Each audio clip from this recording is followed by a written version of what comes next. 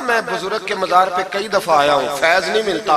आप फरमाने लगे तुम मजारों पे गैर शरई हरकतें करते हो, तो बाबे तो तुमसे नाराज हो गए अल्लाह के वली, वो तुम्हारे ऊपर फैज की निछावर कैसे करें? तुम तो उनको तंग करते हो, गैर शरई हरकतें करते मजारात। लेकिन बस मौज है लोगों की, लगे हुए। मेहरबानी फरमाए, तवज्जो करें। आला हजरत रहमतुल्लाह अलैह को एक शाह जी थे पीलीभीत के रहने वाले, उन्होंने जलसे पे मदऊ की, आप तशरीफ ले गए।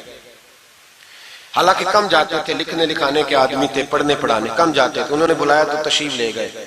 हमारे यहाँ तो अब टेलीफोन है ना जी, तो मिनट मिनट पे लोग पूछते हैं कहाँ पहुंच गए हो, कहाँ पहुंच गए हो, अब कहाँ आ गए। उस जमाने में खत होता था, खत डाल दिया जाता था, इस तारीख को जलसा है, जवाबी खत आता था, पहुंच जाएंगे। आला हजरत ने खत लिखा, शाह जी को मैं आ जाऊंगा। जिस दिन आला हजरत पहुंचे, उनको पता नहीं था कि उनके आने का टाइम हो गया। आला हजरत पहुंचे तो शाह साहब, शाह जी उनका लकब था बुजुर्गों का, वो शाह जी ना मुरीदनियों के बीच बैठे तावीज लिख रहे थे। आपको पता है मुरीदनियां ही ज्यादा नजराना देती हैं तवीज का, मुरीद तो पूरा पूरा देते हैं, इसलिए उनका पीर ज्यादा अमीर होता है। तो वो तवीज लिख रहे थे, मुरीदनियां बैठी थी दाएं बाएं। आला हजरत जैसे ही पहुंचे नजर पड़ी, अब तो बड़ी मुसीबत है, कोई रोकने वाला नहीं। अब तो जाली पीर की सदारत में लोग जलसा कर लेते, उसे तस्दीक हो जाती है, इतने बड़े मुफ्ती बैठे थे मेरे जलसे में, हमने अल्लाह रसूल का दिया खाना है। तो खुदा का खौफ करना चाहिए, रसूलुल्लाह के दीन से वफा करनी चाहिए। गलत आदमी की कभी सपोर्ट ना करें, वरना नबी पाक को क्या मुंह दिखाएंगे। मेरे आला हजरत रहमतुल्लाह ताला अलैह जब पहुंचे, शाह जी को देखा मुरीदनियों में बैठे तो वापस आ गए। लोगों ने कहा वो तो आला हजरत तो जा रहे, तो जा रहे। आला हजरत रहमतुल्लाह अलैह जा रहे थे, शाह जी को पता चला, वो दौड़े आए, आके कहा हुजूर लोग देख रहे हैं, कहां जा रहे थे? मैं वापस जा रहा हूं। कहने लगे कुछ तो ख्याल करें, लोग क्या सोचेंगे। आला हजरत के हाथ में छड़ी थी, जोर से जमीन पे मारी, फरमाया जो नबी पाक की शरीयत का ख्याल नहीं करता मैं उसका ख्याल करूं, जो शरीयत का ख्याल नहीं करता उसका ख्याल करूं। शरीयत का बस समझ लेंगे जुमला, जो शरीयत का ख्याल ना करे कभी उसका ख्याल, और जो शरीयत का ख्याल करे उसके पैरों में बैठे रहो, उसकी नौकरी करो, उसकी ड्यूटी करो, उसकी गुलामी करो, लाजमी करो।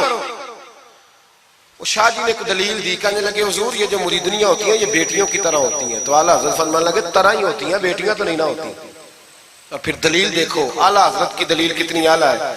आला हजरत फरमाने लगे शाह जी कुरान ने नबी पाक की अजवाज को मोमिनों की माएँ कहा है, वह अजवाजुहु उम्महातुहु, नबी की बीवियां तुम्हारी माएँ हैं। लेकिन फरमाया वही अम्मा हजरत उम्मे सलमा बैठी थी तो नाबीना से अभी आए थे, जिसको कुरान ने माँ कहा उसके सामने बेटा आया था। तो रसूल करीम सल्लल्लाहु अलैहि वसल्लम ने जनाब उम्मे सलमा से कहा पर्दा करो। अर्ज की हुजूर वो तो नाबीना है। फरमाया तुम्हें तो नजर आ रहा है ना।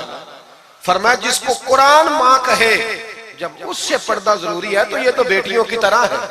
शाह जी भी बड़े ज़रफ़ वाले आदमी थे, कहने लगे हुजूर हाथ करीब करें, मुझे समझ आ गई, आपके हाथ में तौबा करता हूँ, आज के बाद ये काम नहीं करूंगा। बड़े आदमी थे ना, मान गए। बड़ा आदमी मानता है, जो बुज़दिल होते हो तो अपनी गलती पे डट जाता है।